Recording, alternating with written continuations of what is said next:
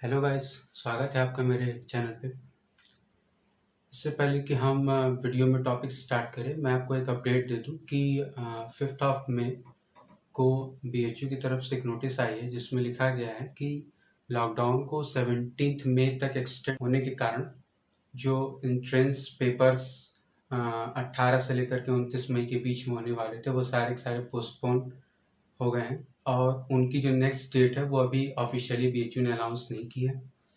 उसकी जब ऑफिशियल कोई भी डेट आएगी तो आपको मैं अपने चैनल से उसकी अपडेट दे दूँगा। तो ये तो है अपडेट जो कि रिगार्डिंग बीएचयू एंट्रेंस को लेकर के मुझे आपको देनी थी। अब आज के इस वीडियो में हम बात करेंगे ज्योमेट्री, बेसिकली हम डील करेंगे कोऑर्डिनेट ज्योमेट्री के बारे में। तो इससे पहले की जो वीडियोस हमारी बन रही थी वो कॉम्प्लेक्स नंबर के ऊपर थी। उसमें हमने कॉम्प्लेक्स नंबर लगभग पूरा कोर्स किया था कवर, और उसमें जो न्यूमेरिकल पार्ट है थोड़ा बहुत उसको मुझे अभी करवाना है। तो मैं जो बेस्ट न्यूमेरिकल्स हैं एग्ज़ाम्स में आए हुए उनको मैं अभी सेलेक्ट हूँ कर रहा, जैसे वो जितने क्वेश्चन मैंने सोचे हैं जैसे वो कंप्लीट हो जाती है मैं उसकी वीडियो आप लोग को दे दूँगा। तो आइए, ज्योमेट्री में हमने देखिए ज्योमेट्री जो है आपकी वो बेसिकली दो पार्ट में डिवाइड है। एक यूक्लिड, दूसरा अलजेब्रिक, या जिसको आप लोग कोऑर्डिनेट भी कहते हैं। देखिए यूक्लिड ज्योमेट्री जो है वो आप लोअर क्लासेस में क्लास 9th में 8th में से आप पढ़ते हुए आ रहे हैं। उसमें आपको शेप की प्रॉपर्टीज़ के बारे में पढ़ाया जाता है, जैसे आपने ट्रायंगल का कॉन्ग्रुएंसी पढ़ा होगा और सिमिलरिटी पढ़ी होगी, ठीक है। तो यूक्लिड का जो ज्योमेट्री होता है उसमें केवल आपको जो डायग्राम होता है, जो पिक्चर होती है, जो शेप होता है उसकी प्रॉपर्टी बताई जाती है। अलजेब्रिक या कोऑर्डिनेट ज्योमेट्री जो होता है वो बेसिकली ज्योमेट्री को अलजेब्रिक एक्सप्रेशन में एक्सप्रेस करता है। इसका पहला बार यूज़ जो था वो 17th सेंचुरी के आसपास हुआ था। एक फ्रेंच मैथमेटिशियन थे, उन्होंने किया था। तो उस समय से ये यूज़ होता हुआ आ रहा है। तो कोऑर्डिनेट ज्योमेट्री में बेसिकली हम क्या करते हैं कि किसी भी ज्योमेट्रिक फिगर को हम through the some algebraic expressions दिखाते हैं, ठीक है। तो आइए, कोऑर्डिनेट ज्योमेट्री में जो सबसे इम्पोर्टेंट चीज़ आती है और सबसे बेसिक है वो है कार्टेशियन प्लेन।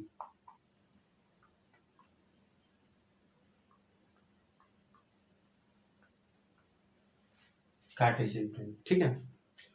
तो कार्टेशियन प्लेन में क्या होता है कि हमारे पास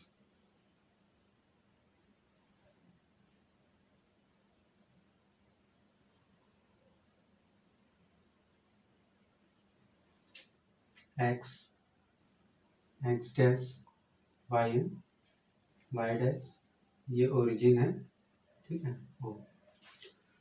तो देखिए साइन कन्वेंशन में आपको बता दूं, इस ओरिजिन से एक्स एक्सिस का जो भी राइट वाला पार्ट होता है सभी का सभी क्या होता है, पॉजिटिव होता है। ओरिजिन से इस साइड का एक्स एक्सिस वाला जो पार्ट होता है ये पूरा निगेटिव होता है। ओरिजिन से अबव जो वाई एक्सिस होता है वो पॉजिटिव होता है। ओरिजिन से बिलो जो वाई डैश वाला हिस्सा होता है वो सारा निगेटिव होता है।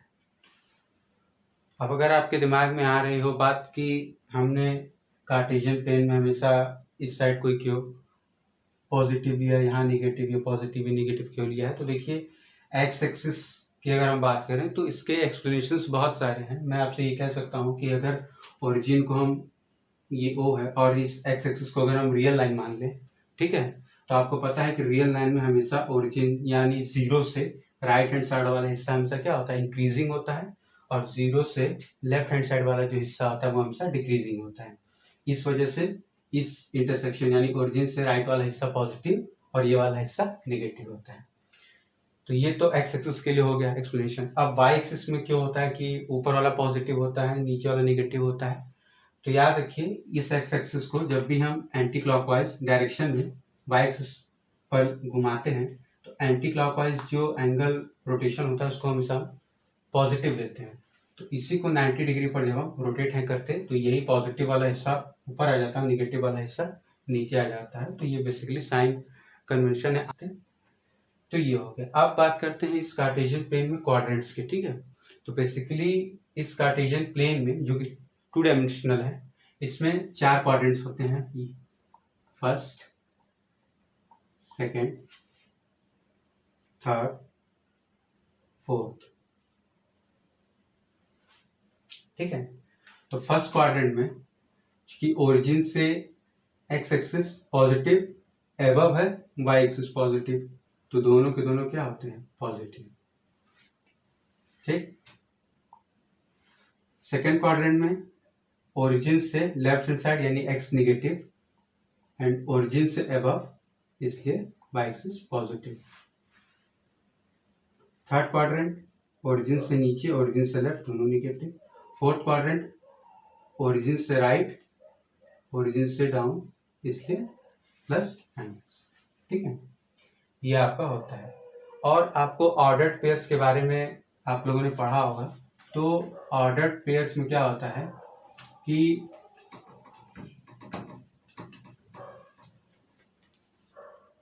ऑर्डर्ड पेयर्स जो होता है, ठीक है, उसमें हम हमेशा नोटेशन x, y ही लिखते हैं, ठीक है। पहला ब्रैकेट में जो नंबर होता है वो हमेशा x एक्सिस को करता है रिप्रेजेंट, और जो दूसरा होता है वो हमेशा y एक्सिस को रिप्रेजेंट करता है। उसी के अकॉर्डिंग हमने यहाँ पर क्वाड्रेंट में x और y की जो वैल्यूज हैं उनके करस्पॉन्डिंग प्लस माइनस साइन दिया हुआ है, ठीक है। तो ये तो हो गया आपका सबसे बेसिक कोऑर्डिनेट ज्योमेट्री में कार्टेशियन प्लेन, उसके क्वाड्रेंट्स, उसमें क्या क्या कौन सी वैल्यूज पॉजिटिव होती है, निगेटिव होती है, साइन कन्वेंशन क्या होता है। अब हम बात करेंगे डिस्टेंस बिटवीन 2 पॉइंट्स की। डिस्टेंस बिटवीन 2 पॉइंट्स,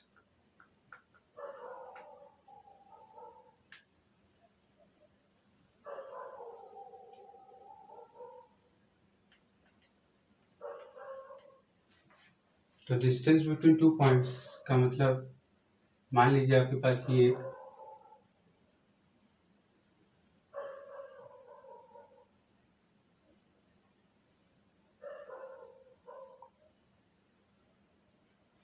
ये चीज़ है, ठीक है। एक कार्टेशियन प्लेन है आपके पास, ये ओरिजिन हो गया हो।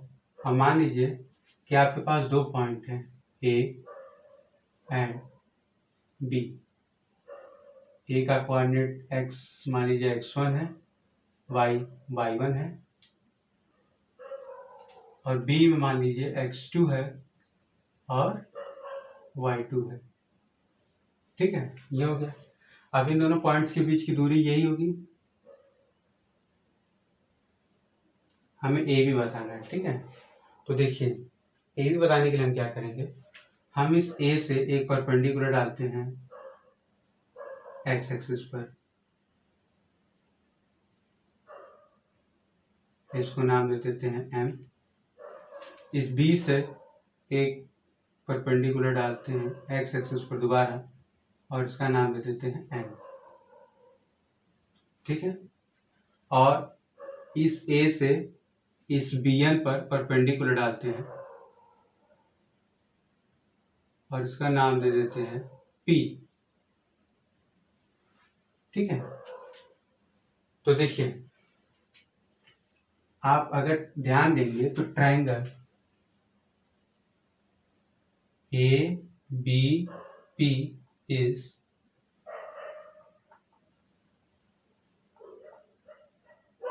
Right angle triangle. ये क्या है आपका राइट एंगल ट्रायंगल है। अब हमें पता है बाय पाइथागोरस थ्योरम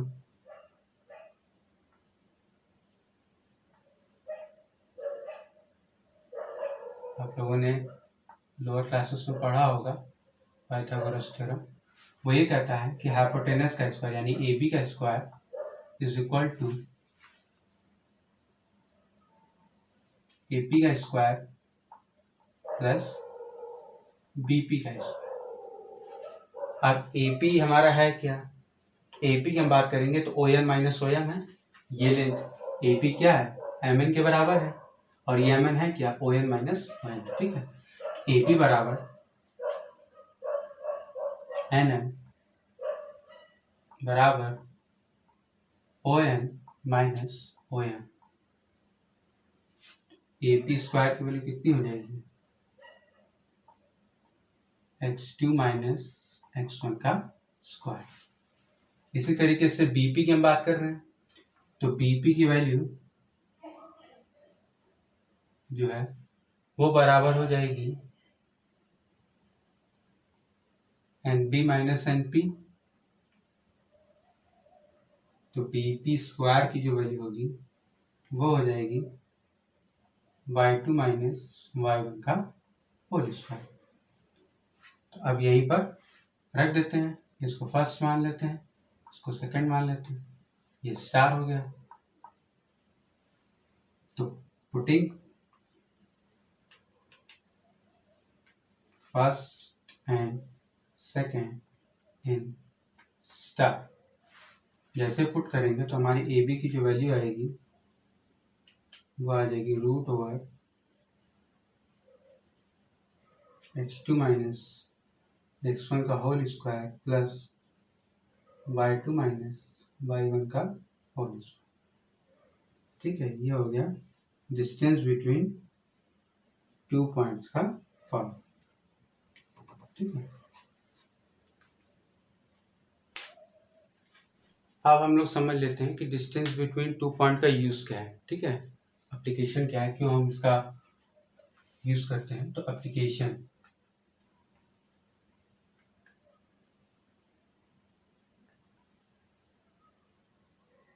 देखिए, डिस्टेंस बिटवीन 2 पॉइंट का एप्लीकेशन जो है वो सीधा सीधा ये है कि हमारे पास अगर कोई भी ज्योमेट्रिक फिगर दिया हुआ है जो कि डिस्टेंस बिटवीन 2 पॉइंट्स है, हम लाइन की बात कर रहे हैं, तो कोई भी अगर लाइन से फिगर बना हुआ है तो कुछ जो हमारे पास स्पेशल लाइक इक्विलेटरल ट्रायंगल्स हो गया, या आइसोसेलेस हो गया, स्केलन हो गया, राइट एंगल ट्रायंगल हो गया, स्क्वायर हो गया, पैरेललोग्राम, रोम्बस, ठीक है, तमाम चीज़ें।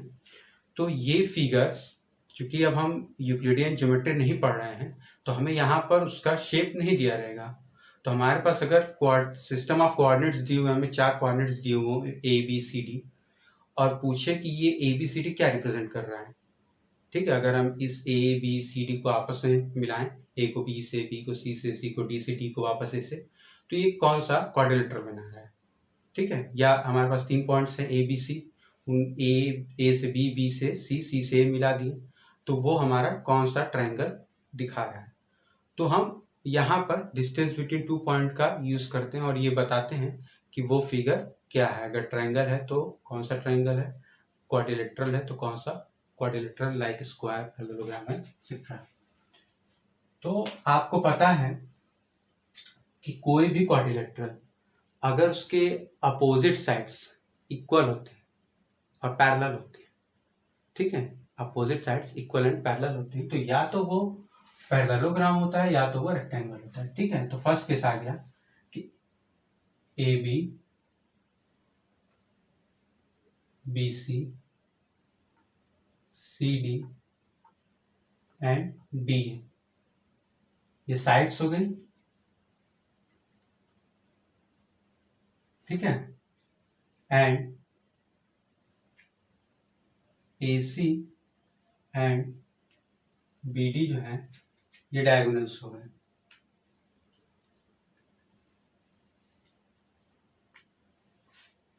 तो देखिए, अगर हम बात करें तो ये रेक्टेंगल कब रिप्रेजेंट करेंगे। ठीक है, ए हमारा केस ले लेते हैं रेक्टेंगल का, तो ये रेक्टेंगल कब रिप्रेजेंट करेंगे, जब A B is equal to C D and B C equal to D. अब ये आप याद रखिए कि हम यहाँ पर ये मान के चल रहे हैं कि आपस में पैरेलल है। ठीक है, इसलिए मैंने पैरेलल नहीं लिखा है, ये पैरेलल है, हम मान के चल रहे हैं। ठीक है, ए बी सी डी के पैरेलल है और बराबर है, बी सी और डी ए आपस में पैरेलल है और बराबर है। इस केस में अगर क्योंकि ये पैरेललोग्राम में भी होगा। अगर AC और BD बराबर हो जाते हैं, यानी जो डायगोनल्स हैं ये आपस में हो जाते हैं बराबर, तब हम कहते हैं कि हमारा रेक्टेंगल है। ठीक है, तो रेक्टेंगल इसको हम इम्प्लाइज कर देते हैं। ठीक है, अब दूसरा केस पैरेललोग्राम।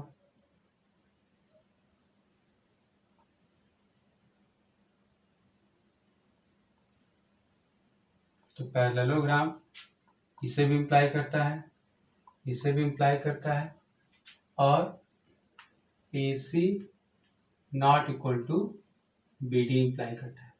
मतलब पैरेललोग्राम में डायगोनल्स इक्वल नहीं होते हैं। ठीक है, C part square, square imply करता है कि AB is equal to BC is equal to CD is equal to DA। ठीक है, और इनके जो डायगोनल्स हैं वो आपस में क्या होते हैं, बराबर होते हैं। रोम्बस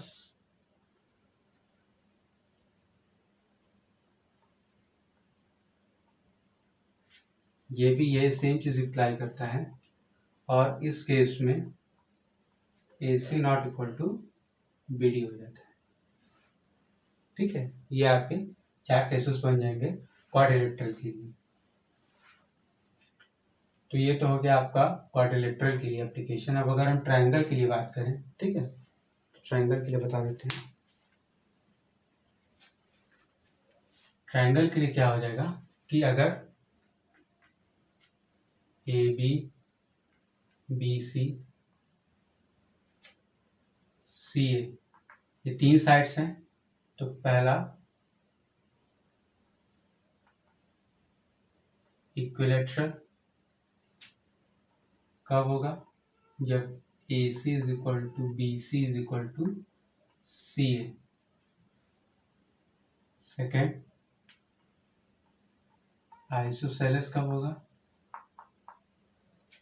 जब AC equal to BC not equal to CA, या AC equal to CA not equal to BC, और BC equal to CA not equal to AC। ये A भी होना चाहिए, कट कर दीजिएगा